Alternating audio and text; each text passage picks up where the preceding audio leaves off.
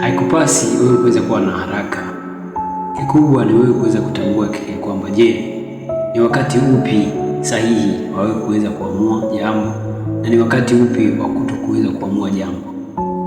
Na msingi ni hili ya kwamba tambua ni majira yapi ya kupanda na ni majira yapi ya kushuka.